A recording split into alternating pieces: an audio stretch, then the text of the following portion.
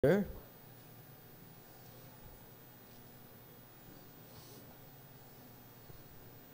Habang naglo-load pa ang aking Bible dito. Okay. Sige, unahin muna natin ang pagbabasa ng salita ng Diyos. Ito ay mula sa verse 1 hanggang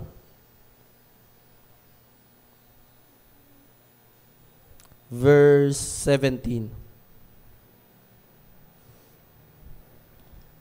Hanggang 18, I'm sorry. So, sige po, basahin muna natin ng sama-sama.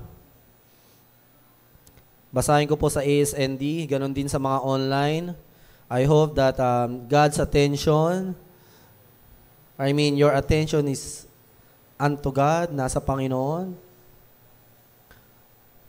Verse 1, dumating ang panahon na sinubukan ng Diyos si Abraham. Tinawag niya si Abraham at sumagot si Abraham sa kanya. Pagkatapos, sinabi niya, dalhin mo ang kaisa-isa at pinakamamahal mong anak na si Isaac. At pumunta kayo sa lupain ng Moira. Umakyat kayo sa bundok na ituturo ko sa iyo at ialay mo siya sa akin bilang handog na sinunog. So nauunawaan po ba natin ang istorya bago tayo magtuloy-tuloy? Sa verse 3, kinabukasan maagang nagsibak si Abraham ng mga kahoy na gagamitin sa paghahandog. At isinakay niya ito sa asno. Lumakad siya kasama ni si Isaac, at ang dalawa niyang aliping lalaki, papunta sa lugar na sinabi sa kanya ng Diyos. Nang ikatlong araw ng kanilang paglalakbay, nakita ni Abraham sa di kalayuan ang lugar na sinabi sa kanya ng Diyos. Verse 5. Kaya sinabi ni Abraham sa dalawa niyang alipin, dito muna kayo at bantayan ninyo ang asno. Dahil aakyat kami roon para sumamba sa Diyos. Babalik din kami agad. Pinapasa ni Abraham kay Isaac ang mga kahoy na gagamitin sa paghahandog at siya ang nagdala ng itak at sulo. Habang lumalakad sila, sinabi ni Isaac, Ama, sumagot si Abraham, bakit anak? Nagtanong si Isaac, may dala po tayong sulo at panggatong pero nasaan po ang tupa na ihahandog? Sumagot si Abraham, Anak, ang Diyos mismo ang magbibigay sa atin ng tupang ihahandog. At nagpatuloy sila sa paglalakad. Nang dumating sila sa lugar na sinabi ng Diyos, gumawa si Abraham ng altar na bato at inihanda niya ang mga kahoy sa ibabaw nito. Pagkatapos, iginapos niya si Isaac at inihiga sa ibabaw ng altar. Kinuha niya ang itak at nang papatayin na sana niya si Isaac, tinawag siya ng anghel ng Panginoon mula sa langit. Abraham, Abraham! Sumagot si Abraham, narito po ako. Sinabi ng anghel, huwag mong patayin ang anak mo. Ngayon, napatunayan ko na may takot ka sa Diyos dahil hindi mo'y pinagkait ang kaisa-isa mong anak.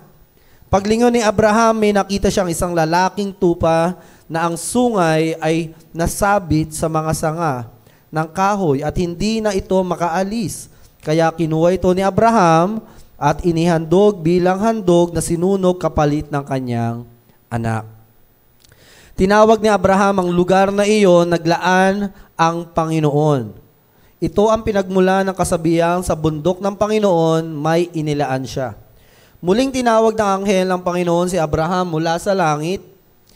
Sinabi niya ito ang sinasabi ng Panginoon, sumusumpa ako sa sarili ko na pagpapalain kita ng lubos dahil hindi mo'y pinagkait sa akin ang kaisa-isa mong anak. Bibigyan kita ng mga lahi na kasindami ng mga bituin sa langit at ng buhangin sa dalampasigan.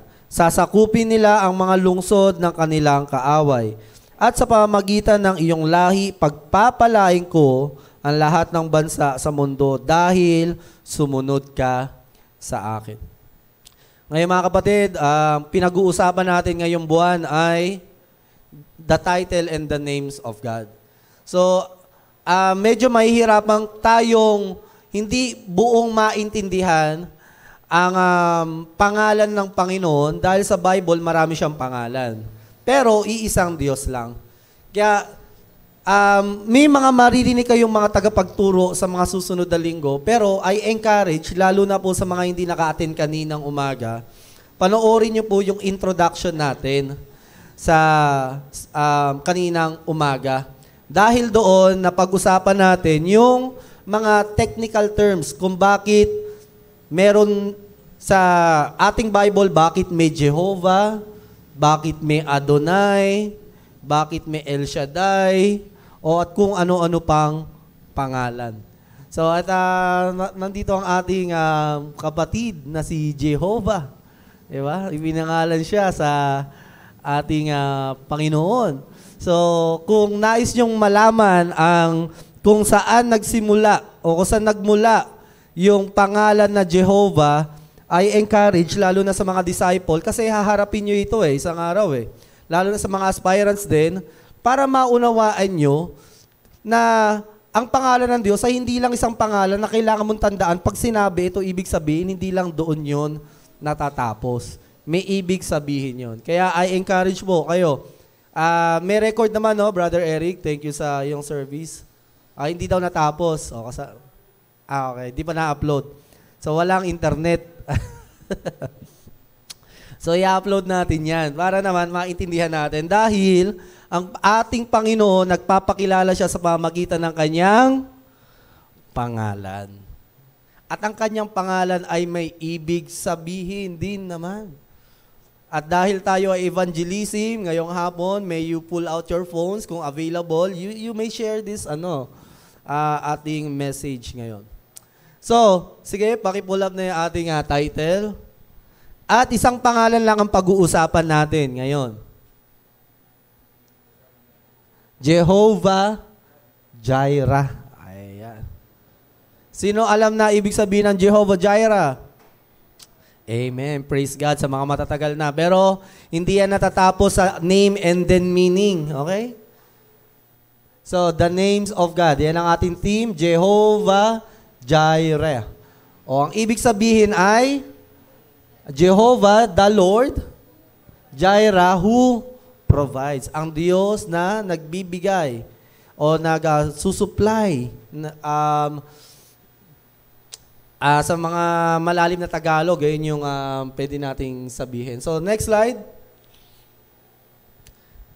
Ito po ang ating Panginoon. And my God will fulfill all your needs according to His riches in glory in Christ Jesus. Sabi ng ating Panginoon sa kanyang pangako sa pamamagitan ni Paul na nasa kulungan ng mga panahon na ito, ang sabi niya, encouragement niya palagi, rejoice in the Lord. Lagi kayong magalak sa ating Panginoon. Pero ang sitwasyon niya, noong mga oras na ito, ay nasa kulungan siya, nagugutom at kakahagupit lang sa kanya ng mga latigo. At isa ito sa mga nabanggit ni Paul. Na ang ating Diyos ay ibibigay niya o tutuparin niya ang lahat ng ating pangangailangan ayon sa kayamanan ng ating Panginoon ng kanyang kaluwalhatian sa pamamagitan ni Hesu Kristo. Ngayon mga kapatid, tayo minsan nagbibigay tayo ayon sa kung sino yung tao. Tama ba? Hindi minsan kung ano yung meron tayo. Halimbawa, may mga kakilala ka, ito, deserve niya, pwede na itong kung ano may ibibigay mo, siguro pwede ng ukay to, tatanggap naman ng ukay to. Pero may isang tao dyan, di ba, pag bibigyan mo, nahihiya kang bigyan ng typical na bagay, lalo na kapag nagtatrabaho na kayo, boss nyo, tapos exchange gift, di ba? Ang nabunot mo, supervisor mo, bisor mo, di ba? Kakamot ka ng ulo kasi tayong mga tao, nagbibigay tayo kung ano yung tingin o trato natin doon sa isang tao. Pero ang Panginoon, hindi ganoon magbigay. Dahil kung ano yung dapat tanggapin ng tao, ay hindi niya dapat tanggapin yung dakilang bagay na binigay sa atin ng Panginoon. Bago tayo pumunta dyan sa dakilang bagay na ibinigay ng Panginoon, balikan natin tong istorya na ito. Matagal inantay ni Abraham ang pangako sa kanya ng Panginoon. Kung di ako nagkakamali, 75 years niyang inantay si Isaac. Kung nagkakamali ako, paki-correct, pero yun yung in my memory, yun yung aking natatanda. So, at matandang-matanda na rin sila. Aminin na natin sa totoo, si Sarah noon nag-menopause na. Kaya nga nung sinabi ng Diyos, magdadalang tao ka, tumawa siya. At syempre, bilang isang Diyos na makapangyarihan, at nung sinabi ng Diyos yun, tumawa si Sarah. That's our God. Ito yung kaninang umaga pinag-uusapan natin. He is not a joke. Siguro, in heart, sa puso ni Sarah, ano ba naman yan, Lord? Mabubuntis pa ba ako? Matanda na ako. At siguro, nakikita niya asawa niya, parang uugod-ugod na to, hindi na kaya nito na gumawa ng anak. Pero, tinupad ng Panginoon ang pangako niya kay Abraham. Si Abraham, wala nang problema sa buhay ito eh. Actually, isa sa pinakamayaman at pinakama-impluwensya sa panahon nila. Pero ang pinakakinakalungkot niya, yung pinakamagpapasaya sa kanya ay hindi niya makuha-kuha. Dahil may mga ganung bagay talaga. Kahit na anong gawin natin sa buhay natin, may mga bagay na ang Diyos lang ang kayang magbigay. At ang Diyos lang ang may karamatang bumawi. And then sa story na ito, binata na si Isaac. Hindi siya dito yung 7 years old. Actually, lad na siya dito, binata na. Kung di ako nagkakamali, nasa around 20s na to, papuntang 30s na si Isaac. Hindi siya bata dito nung tinali na parang walang kapalag-palag. Nung tinatali na siya ni Abraham, kaya niyang pumalag. At anong hawak ni Isaac? 2 weapon. Ang hawak niya ay itak at sulo. Iruin mo, no? Double. 2 weapon yung hawak-hawak niya. Pero, nagtanong siya sa kanyang ama, meron na po tayong panggatong ama.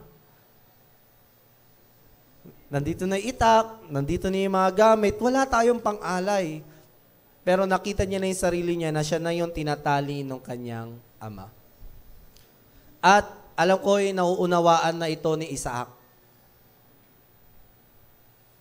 Mga oras na ito.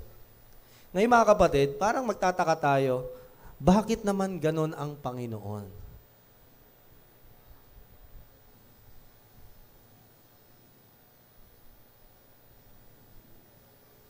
Lalo na sa generation natin na lahat kini-question.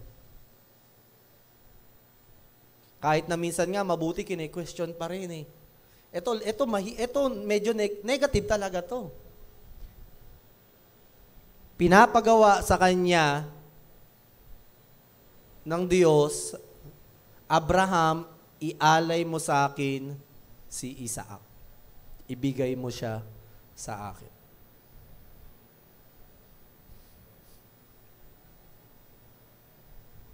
Huwag nating sabihin ditong mamamatay ang Diyos. Hindi siya mamamatay tao. Dahil in the first place, siya ang nagbibigay ng buhay sa tao. Pero ang gusto lang sabihin sa atin dito ng Diyos, siya ang may karapatang magbigay, siya rin ang may karapatang kumuha ng buhay. Pero napakahirap isipin. Bilang tao, lalo na kung magulang ka na. Kahit din ako eh. Hindi ako magmamagaling na sasabihin na kaya kong ialay yung anak ko para sa Panginoon. Pero alam niyo kapatid, ito yung gustong ituro sa atin ng Panginoon sa oras na ito.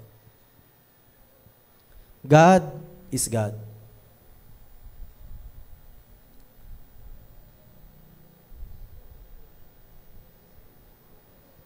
Siya ay Diyos. No one can question God. God as a King and a Lord and Master will not accept any excuse as a God, as a king. Sa pagsunod ng tao, ang Diyos inaasahan niya sa tao ay buong pusong pagsunod. Dito po si Abraham, he is a full-grown, mature believer. Kaya nagagawa niya na yung full obedience sa Panginoon. Ngayon, sa atin, natatakot tayo ng ganyan, parang ayokong maging katulad ni Abraham. Kapatid, no. Huwag kang negative thinker. Instead na katakutan natin yung istorya ni Abraham, we should admire Abraham. Na waring lahat itaya niya, ibigay niya, isuko niya para sa Panginoon. Kapatid, gusto ko sabihin sa iyo, huwag ka sanang ma-offend. This is God. Hindi sa hindi nauunawaan ni Abraham yung ginagawa niya, nauunawaan niya, ikaw ang hindi nakakaintindi. Siya ay Diyos. Nung ginawa ito ng Diyos kay Abraham, alam niyang handa na si Abraham. Huwag kang mag-alala, hindi ka niya susubukin ng higit sa kaya mong gawin. Naalala mo yun? 1 Corinthians 10:13. God will not give you a trial na hindi mo kaya. So itong trial na to ni Abraham, he knows Abraham can overcome this trial na binigay sa kanya ng Panginoon. So doon tayo magsimula. Una, gusto ko sabihin sa inyo, hindi masamang Diyos ang Panginoon sa mga pagkakataon na ito. Umaasta lang siya bilang Diyos. Ang Diyos ay Diyos kahit wala tayo. Umiyak ka dyan, tumawa ka dyan, siya ay Diyos pa rin.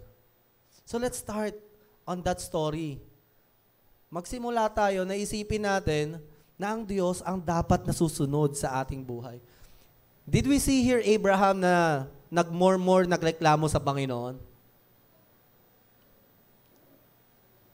Nagreklamo siya na parang, bakit naman ganon? Anak ko yan eh, tagal kong inantay. No. Anong ginawa ni Abraham? Maaga pa lang, madaling araw pa lang, excited na siya. Para ba patayin yung anak niya? Hindi yun yung point eh. Para sundin ang Panginoon.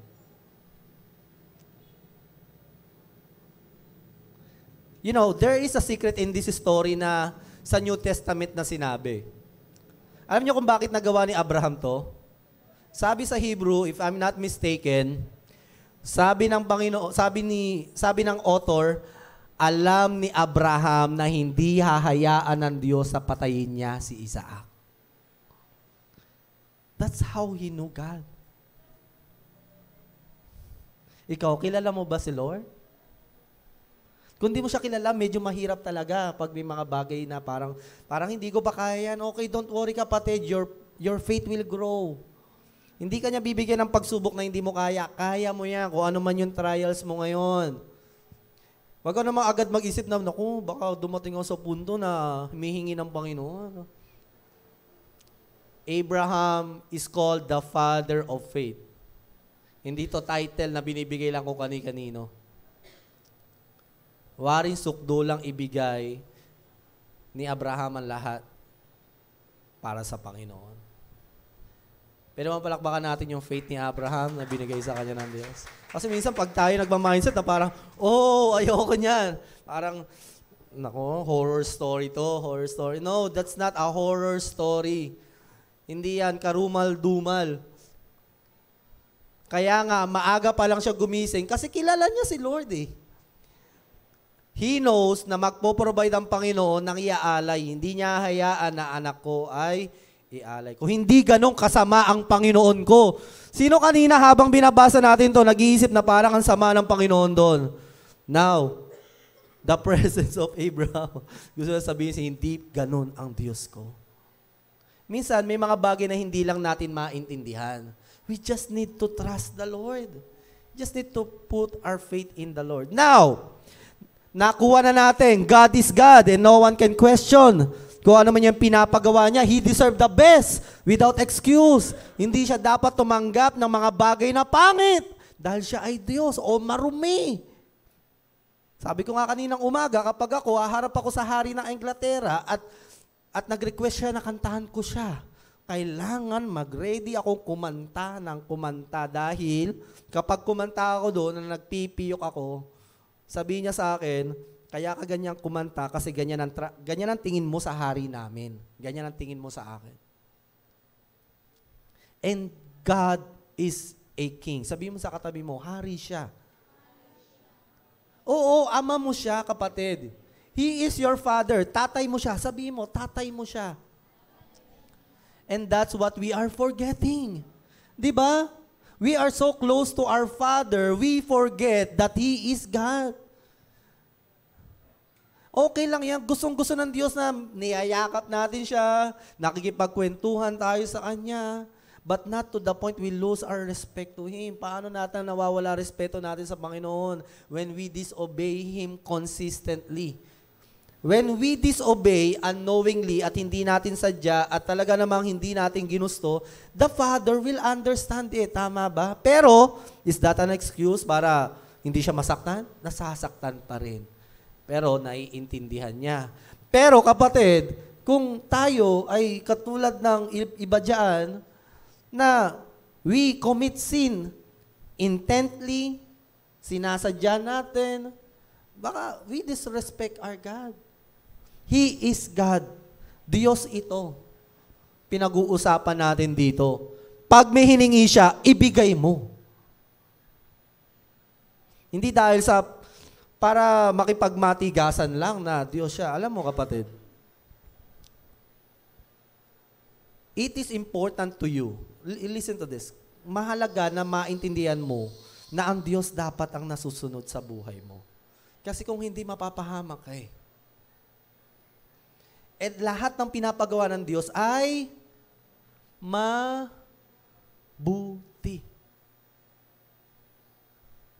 Para sa ating ikabubuti. So we establish a right foundation in the story. Amen? Na dito, kapag may hiningi ang Diyos, ibibigay natin. Because He is God. We trust Him.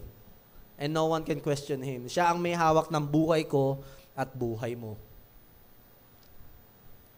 Pero kung ako nasa kalagayan ni Abraham, may mahirapan din ako. Eh ako nga, ngayon pa lang, di pa nagbubuntis yung asawa ko. Ngayon pa lang, naghihigahos na akong mag-ipon para sa anak ko. Para kung manganganak man yung asawa ko, eh hindi ko siya madala sa,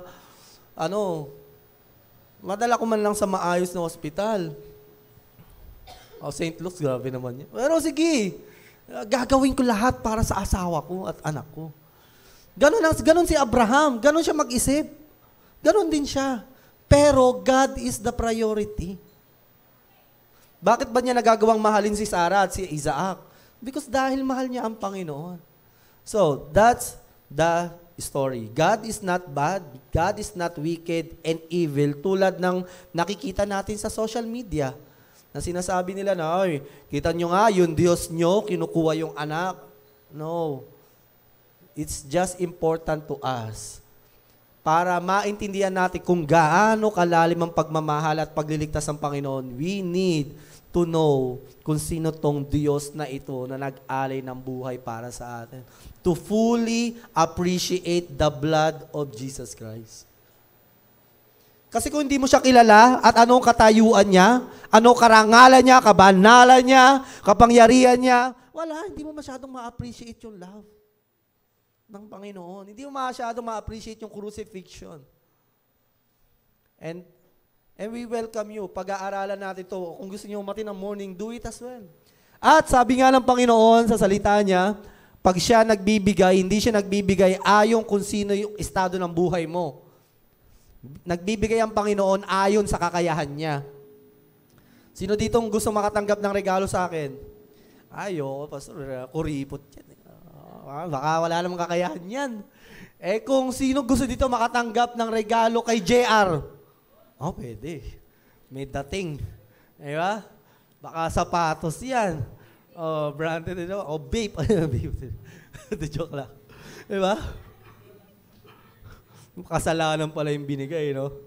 So, minsan, excited tayong tumanggap ng isang bagay, depende kung sino yung nagbibigay, di ba? Pero kapag nagbigay, alam mo medyo kapos-kapos, ay naku, baka baso lang yan, di ba? Medyo mababa ang standard. Pero ang tamang pagbibigay, o ang pagbibigay na katulad ng pagbibigay ng Panginoon, yung pagbibigay kung ano yung kaya mong ibigay.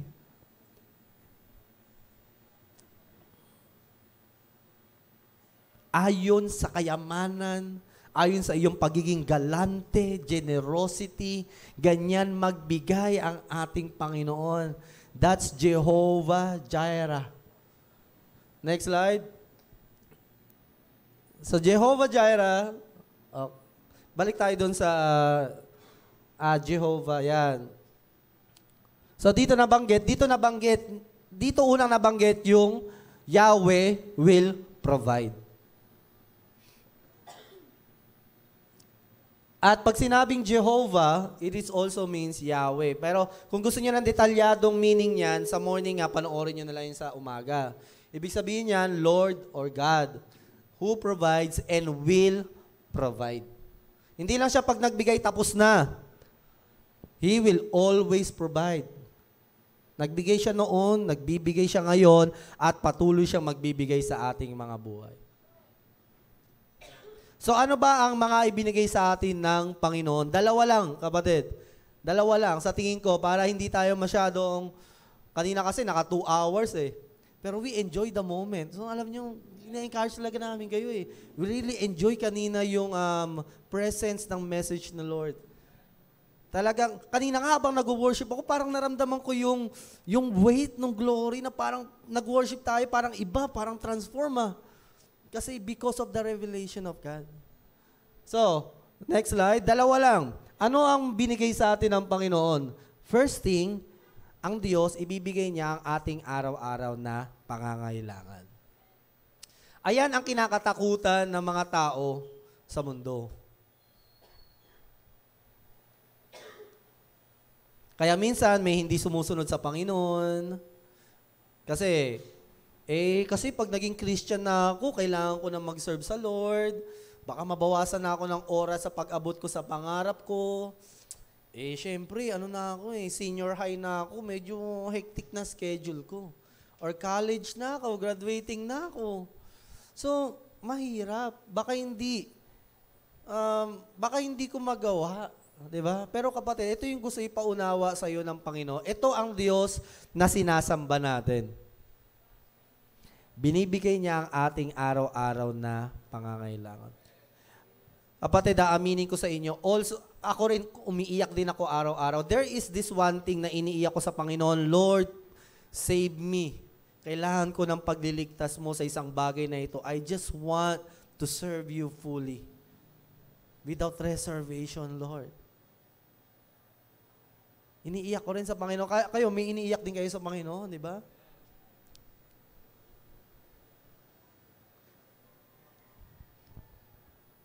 Tingnan ninyo ang mga ibon sa impapawid, hindi sila nagtatanim o nag-aani o nag-iipon ng pagkain sa bodega, ngunit pinapakain sila ng inyong amang nasa langit. Hindi ba't mas mahalaga kayo kaysa sa mga ibon? Kaya huwag kayong mag-alala kung ano yung kakainin, iinumin o susuotin. Ang mga bagay na ito ay pinapalagahan ng mga taong hindi kumikilala sa Diyos. So doon muna tayo. Makita nyo kapatid, di ba? Ang sabi ng Diyos sa atin, huwag kang mag-alala. Sagot kita. Alam ko ang pangangailangan mo. Kailangan mo lang magtiwala at sumunod sa akin. Hindi ako magkukulang sa iyo. So, it is not right excuse to say na may kailangan akong ayusin sa buhay ko at pamilya ko at kailangan ko isang tabi ang Panginoon. That's a foolish thing to do. Dahil lahat ng ating pangangailangan ay galing sa Panginoon. Kaya, hindi natin masisi ang Panginoon. May mga pagkakataon, pinapahintulutan niya ang sakit, trahedya sa buhay ng isang tao para lang lumapit sa Kanya. Pero hanggat maaari, ayaw ng Diyos yon. Minsan, gumagamit lang ng Panginoon, sasabi na, uy, Pwede ka bang magsimba this Sunday? Minsan ganun lang, hindi ka kailangan magkasakit. Kaya kapag ikaw, iniimbita ka ng kapatid mo, hey, tara mag-church tayo. Punta tayo sa simbahan. Let's serve the Lord. Di ba? Pwede na yun. Para maalala natin ang Panginoon. Pero minsan talaga, siguro nakaimbita ka na ng mga 1,000 beses, di ba? Minsan, papahintulutan talaga ng Panginoon na ma-realize natin na siya kanya lang nanggagaling ang ating kalusugan, ang ating career, ang ating profession, ang dreams natin, sa kanya lang to nanggagaling. Siya ang nagpo-provide nito. Hindi gagawin ng Panginoon yan dahil masama siya. Pinapahintulutan niya lang yan kasi lalo kang mapapasama kung lalo kang lalayo sa Panginoon. Kaya it's just proper thing to do. Kapag nakakarinig na tayo ng paalala ng Panginoon, di ba minsan, yung sinasakyan natin, muntik na mabangga, ano ba? O yan na, pinapaalalahanan na ako ni Lord. Yes! Walang tsamba sa mundo. Everything has its purpose and falls according to the plan of the Lord. Lalo na, kung ang realization na yun nagdudulot sa'yo na manumbalik sa Panginoon. So mga kapatid, gusto ko pong sabihin sa inyo, ang mga ibon, hindi yan nagtatanim. Sino kayo nakakita ng nagtatanim na ibon?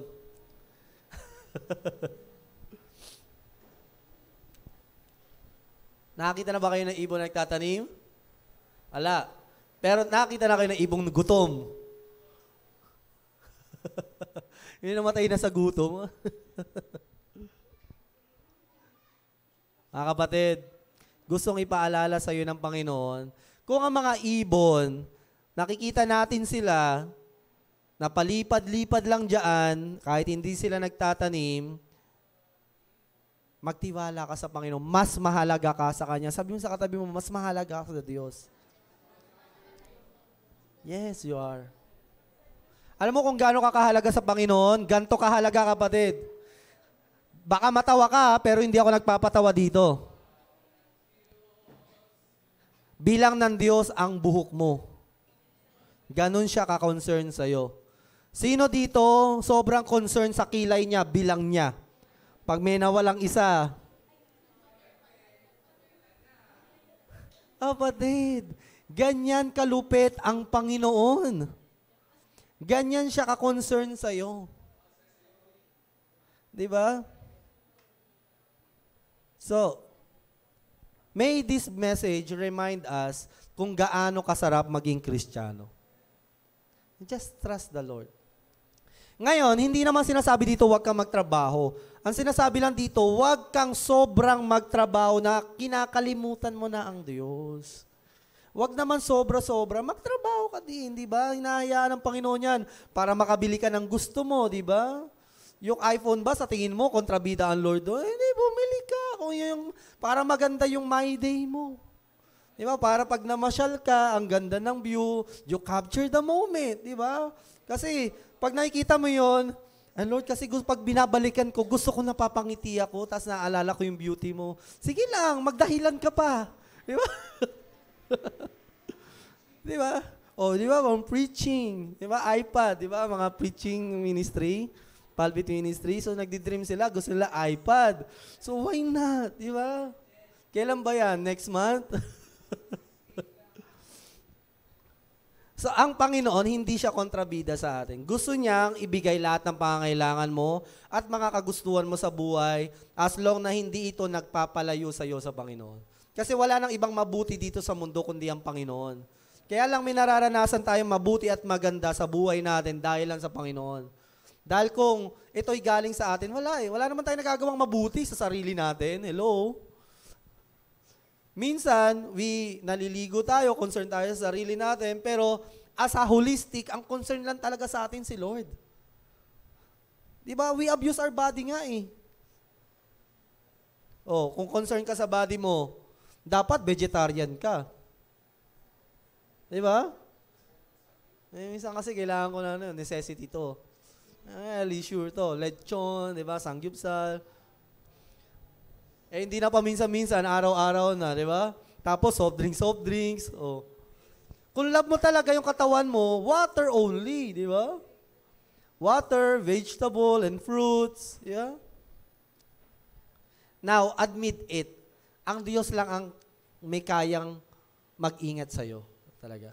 Kapag lumayo ka sa Panginoon, sa umpisa, may ingatan mo sarili mo, pero magwawalwal ka din. Masisiraan ka ng ulo. Yung prinsipyo mo sa buhay, mag-iiba, magugulo, pamilya mo, masisira mo. Totoo yan, kapatid. Ang Diyos lang.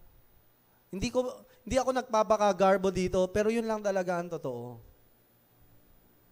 Ang Diyos lang ang may kayang magbigay ng tunay na ikaliligaya mo sa buhay. And you ask someone here, mga Christian dito, you tell them. You ask them, sabi mo, masaya ka ba bilang Christian? Anong nangyari sa buhay mo nung naging Kristiyano ka? Siyempre sabihin niya, oo, mahirap, pero masaya. Something I will not regret in life.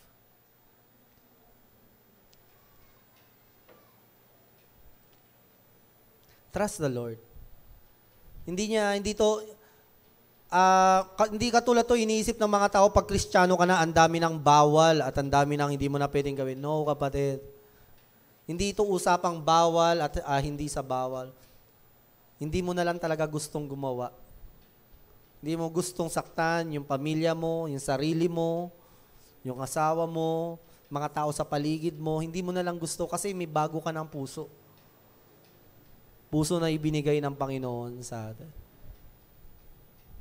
Kaya sa mga gusto nang tumalikod sa Panginoon, nakakalimot ka na, kapatid. Nakakalimot ka. Balik-balikan mo na lang yung dati mong buhay sa Panginoon. At doon tayo magmalaki sa Panginoon. Pero kung gusto mong subukan mo. Pero hindi kita ine-encourage. Pero ang ine-encourage ko ngayon sa inyo, sa atin lahat, obey the Lord. Sundin natin siya, magtiwala tayo sa Kanya. Tulad ni Abraham. Sumusunod siya sa Panginoon. At sumusunod siya hindi dahil hindi niya kilala ang Panginoon na napipilitan siya. Sumusunod siya sa Diyos kasi kilala niya si Lord. Sabi niya, sasaksakin ko na to, Lord. Pero in his heart, alam ko magpo-provide ka. Sabi niya yun sa Hebrews Ayun yung secret ng story. Kumbaga yung sequel sa istorya, nandun pala sa New Testament, dun inireveal kung ano nasa isip ni Abraham noong mga oras na yon. You trust the Lord. When God is asking you something, trust Him. Obey the Lord. At nung sinunod ni Abraham, ang Panginoon, ano nangyari kay Abraham? Lalong pinagpala. Sabi niya, bibigyan kita ng anak na kasing dami ng bituin sa kalangitan, kasing dami ng buhangin sa dalampasigan. At alam mo, kapatid, kung sino yon? Yan, tignan mo yung katabi mo. Yan, representante tayo. Anak ni Abraham yan. Mabuhangin, yun, kuha mo. Mabuhangin na mabuhangin, di ba? Nagniningning din, nagniningning. Nagniningning, mabuhangin. Ayan. So, makita nyo, di ba? Isa lang yung pangarap ni Abraham na anak. Isa lang. Pero ang binigay niya, napakaraming apo, mga ganyan pang muka. Yan. Ganyang apo, grabe. Diba? Tayo sa family natin, gusto rin natin, siguro pag tumatanda na, gusto mo maraming apo para masaya ang bahay, di ba? Okay lang maraming anak, basta may... Ayan. Mahirap mag-anak pag walang ganto di ba? Kung may ganto, okay lang di ba? Tapos malaki bahay mo, may yaya ka, di ba? Kahapon nga, na-meet namin yung kaibigan namin, ni Ivana, ngayon disciple niya na. O, syempre, may anak, tapos may alaga. Sabi ko, wow, praise the Lord. And I may share din, bago lang siya sa faith niya, ito yung gusto ko rin na ma-realize natin. Since topic natin is the names of God, sabi niya, Alam mo, gustong-gusto kong i-share yung gospel sa mga kaibigan kong Buddhist. Kaso, there is one thing na nagpipigil sa akin. Hindi dahil takot siyang mapahiya or kung anumang reason niya na ayaw niya i-share si Lord. Hindi. Ang kinakatakutan niya, takot siya. Dahil bago pa lang siya sa faith, takot siya na magkamali sa sasabihin niya. That's how she honors God's word. Kaya maintindihan mo rin no? Oo nga. Kung ako si Lord, kawawa naman yung anak ko. Tuturuan kita, ha? Para ma-share mo na ako. So, be Abraham. Magtiwala tayo, magpo-provide si Lord. Kung nahihirapan magtiwala, umiyak sa Panginoon. Sabi mo, Lord, save me. Aminin na natin, di ba? Minsan nakikita pa lang natin, sasabihin na natin, hindi na natin kaya eh. And this is the beauty of the Lord. You say it to Him, Lord, save me from this situation. Ako rin, umiiyak din ako dyan. Lord, save me from this situation. You are my Savior. Pero kapatid, tandaan mo alam ni Lord kung kailangan kanya iligtas. Pero alam niya kung hindi naman. Di ba nga sabi sa mga nagsiswimming, kailan mo daw ililigtas yung tinuturoan mag-swimming? Kapag nalulunod na. Kapag hinimatay na. Diba? Doon niya tutulungan. Kasi kapag tinulungan mo na umaacting, ay, nalulunod na. O, ganyan. Masusuntok ka kasama ka sa malulunod. So that's the instruction. Kung gusto mo may iligtas na malunod, antayin mo munang mag-pace out o sobrang nanghihina na bago mo tulungan. Pero alam mo mga kapatid, God knows kung tayo talaga ay nasa limit na ng ating kakayahan. And that's our God is. Kasi hindi niya tayo hayaan na, kaya mo naman yan anak eh. Go, push. Kaya mo yan. Pero alam niya rin kapag di mo na kaya at asahan mo, tutulungan ka ng Panginoon. Because, sige, bago tayo tuloy-tuloy dyan, ngunit alam na ninyong Ama sa langit, ang kailangan ninyo, ang mga bagay na ito. Kaya unahin ninyong mapabilang sa kaharian ng Diyos at ang pagsunod sa kanyang kalooban at ibibigay niya ang ilan sa pangangailangan nyo. Okay? Amen? Sabi niya, ibibigay niya ang ilan. So, may kaya siya ibigay pero iba hindi. Hindi kapatid. Ang sabi niya, lahat ng kailangan mo. So ano man yan, wino-worry natin, God can provide it. Jehovah Jireh. The Lord will provide. Mapapalaki mo ang anak mo, makakagraduate yan, makakagraduate ka bilang estudyante, maaabot mo pangarap mo, the Lord will provide. Kakaroon ka ng sarili mong bahay, gusto mong sasakyan, do it, motor, gusto mo ng bike, walang problema. Skateboard, ano man yan na pangangailangan mo, God will provide. That is His name. Yan ay pangalan ng Panginoon. Pag sinabi niya, ibibigay niya ang pangangailangan mo, ibibigay niya yan. Pero sabi ng Panginoon, unahin mo ang kaharian. Unahin mo siya. Unahin ang king, unahin ang hari. Sa Christian life po, hindi po democracy dito. Sa Christian life, kingdom po dito ang nasusunod ang hari. Pero itong hari na ito, napakayaman niya. At hindi siya katulad ng mga hari dito sa mundo. Ang hari na ito, bumababa sa trono niya, nakikipag-usap sa mga tao, nagbibigay sa mga tao, sobrang yaman niya, hindi nauubos yung kayamanan niya bilang hari. Pupunta siya sa bahay mo para pagpalain ka. Sisiguraduhin niya na walang pagkukulang sa buhay mo, ganun ang ating hari. Sobrang yaman, hindi masukat. Now, you want to experience that? You trust the Lord. Seek Him first, the kingdom of God and His righteousness, and all these things shall be added unto you. Trust Him.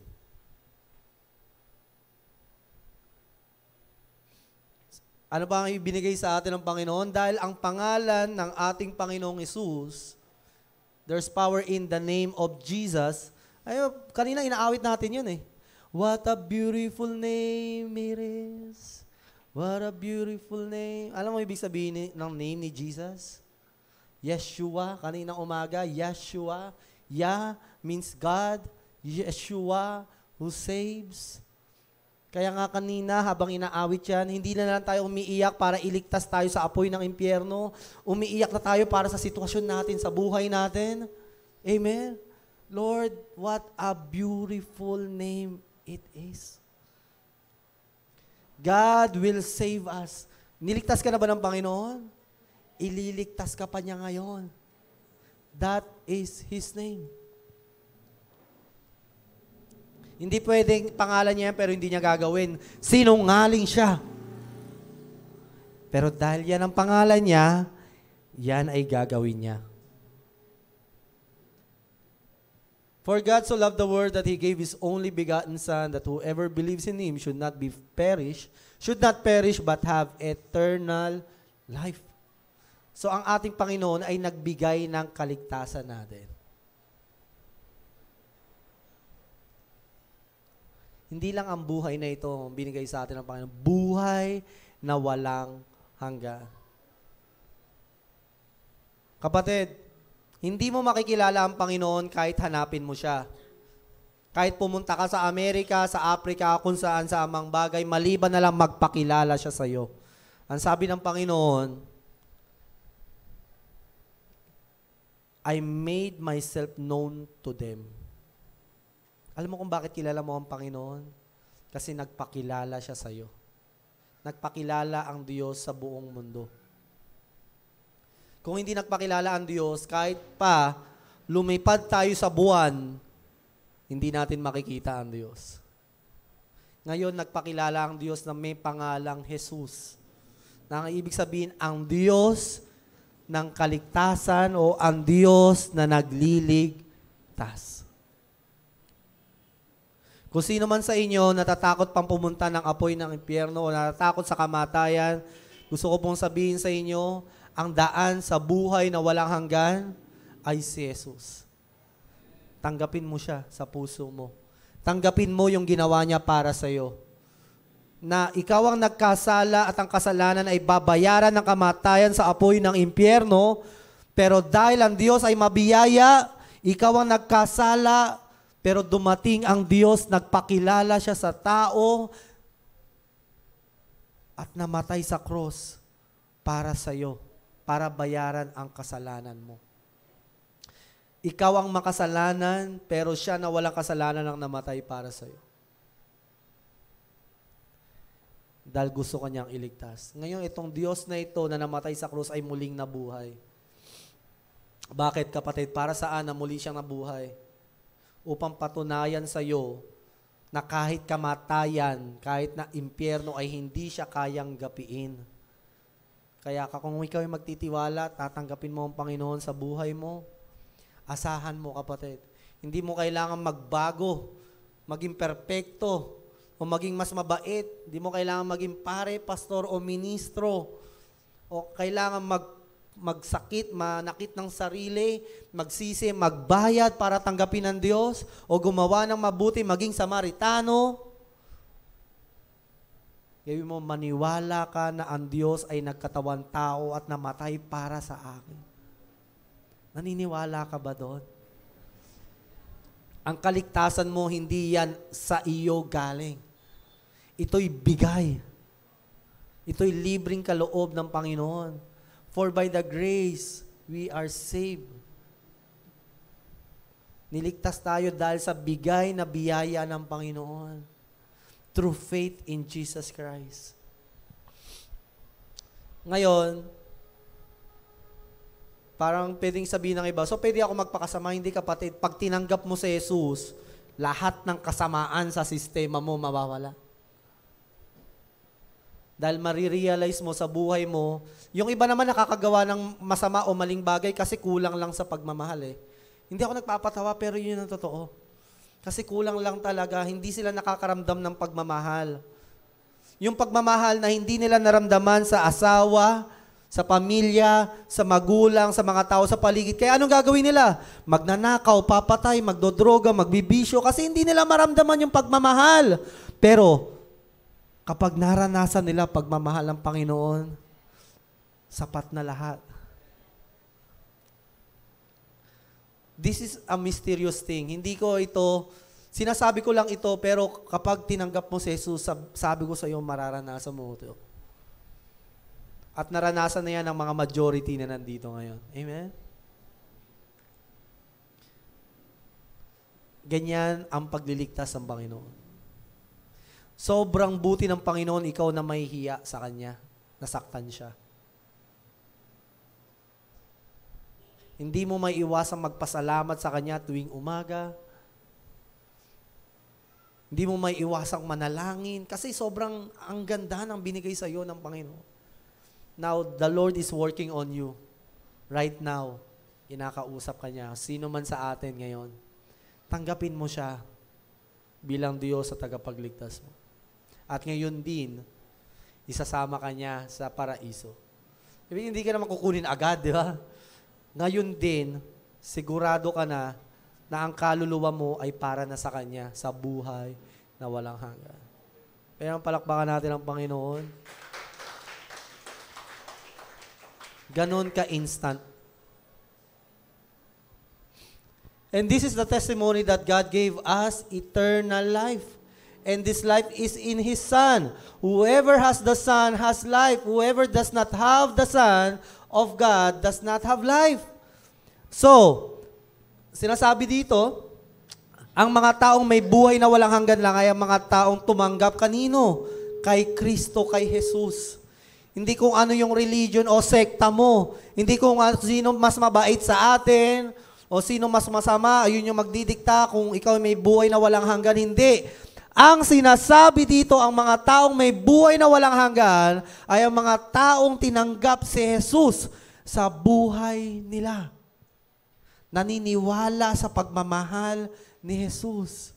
Naniniwala sa kamatayan at muling pagkabuhay ni Jesus. Kung naniniwala ka, binabati kita, welcome to the club, you have eternal life. Sana bumalik na si Lord. O, gano'n. Pero hindi pa. Whoever has the Son has life. Whoever does not have the Son. So makita mo, kino-contrary. Kung sino man ang hindi tumatanggap kay Jesus, ay walang buhay. Buhay dito sa mundo at buhay na walang hanggan. By the authority of this word, gusto ko sabihin sa iyo, kung hindi mo tinatanggap si Jesus sa buhay mo, kung nasa online ka man, huwag mo sabihin may buhay ka, wala kang buhay. Dahil ang buhay lang ay nasa Panginoon. Nasa Kanya lang. Paano mo sabihin wala akong buhay? Hindi mo pa kasi nararanasan eh. Hindi nyo pa nararanasan kung sino ka man. O kung sino man nakaranas na tumalikod o gusto nang tumalikod, nakakalimot ka. Ang tunay na buhay ay nasa Panginoon. God is calling you. Kala mo, ikaw yung nandito para tumawag sa Panginoon? Akala ba nating lahat nandito tayo dahil gusto natin lumapit sa Panginoon? Hindi, kapatid. Nandito ka dahil tinatawag ka niya. Tinawag ka niya kanina para tawagin mo siya. Nandito tayo dahil ang Diyos ang nagbukas ng pintuan at tumawag sa ating pangalan. Hindi, tinawag niya tayo hindi sa ating kasalanan. Di ba tayo pag yan, ano yun, yung durugis na doon, yung maitim, okay, ano yun eh. Ganon tayo, ina-identify ng mundo. Pero ang Diyos, ina-identify tayo sa pangalan natin. Kasi may paggalang at respeto at pagmamahal siya sa atin. Kung ang mundo, ang tingin sa iyo, sobrang baba, kung sa basketball, ginaganon-ganon ka lang. Jeez!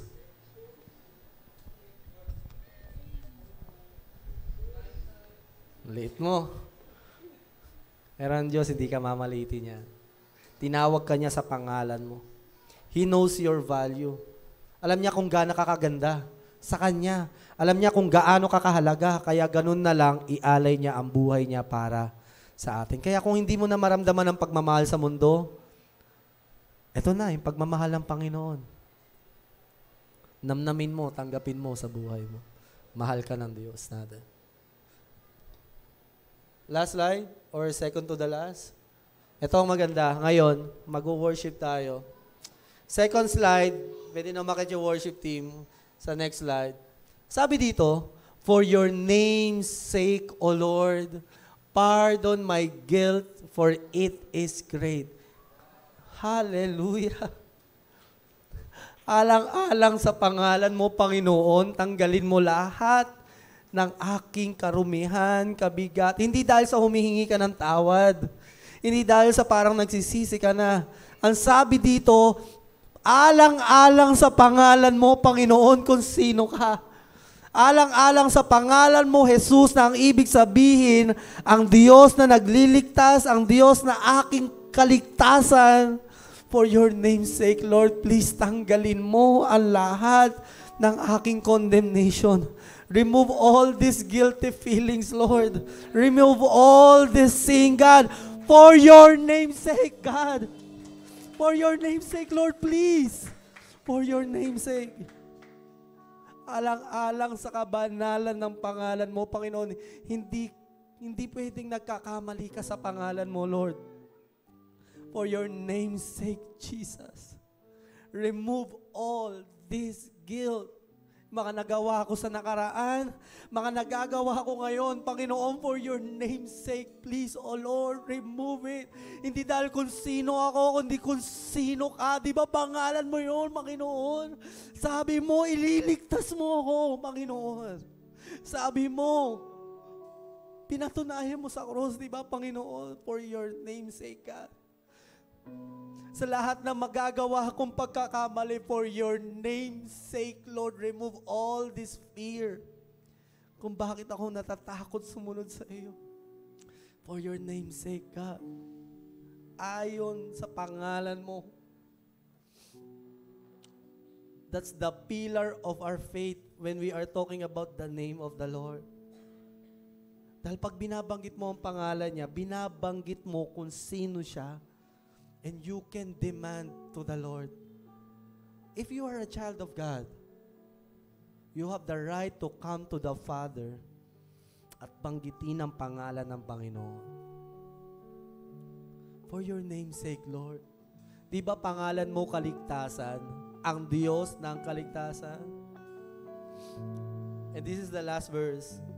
Same as this one. Let's all stand and we will all pray and worship. I don't know kung anong pinapagawa sa iyo ng Panginoon, but this is the last verse that is so powerful that you will experience the Shekinah glory of the Lord living in you, and that's the presence and the Holy Spirit in you. This is a cry of a man that has relationship to the Lord. Ito ang iyak ng isang taong tumanggap sa Panginoong Yesus. You worship God in spirit and in truth. Hindi mo siya i-worship in half-truth. You worship Him in truth. Walang tinatago. Walang pagkukunwari. Kundi kung sino siya. Ano ang pangalan niya. Kung ano yung ginawa niya, gagawin niya at ginagawa niya. You worship God. Hey, this is the Lord's promise. And His word is He. Help us, O God, of our salvation. Tulungan mo kami, Panginoon, aming kaligtasan, for your glory of your name, para sa ikaluluwalhati po ng pangalan mo, Panginoon. Patawarin mo ko, iligtas mo ko kung ano mang itong mga kahinaan at kasalanan ko, para maluwalhati ka, Panginoon. Ang pangalan mo, iligtas mo ako. What is your prayer? What is your prayer? Iligtas mo ako, Panginoon. For your name's sake, deliver us and atone for our sin. For your name's sake. Alang-alang sa pangalan mo, Panginoon, upang hindi mapahiya ang pangalan mo, Panginoon, sa aming mga buhay. Panginoon, alang-alang sa karangalan mo, iligtas mo kami. That's how we pray in the name of Jesus. That's the beautiful name of the Lord.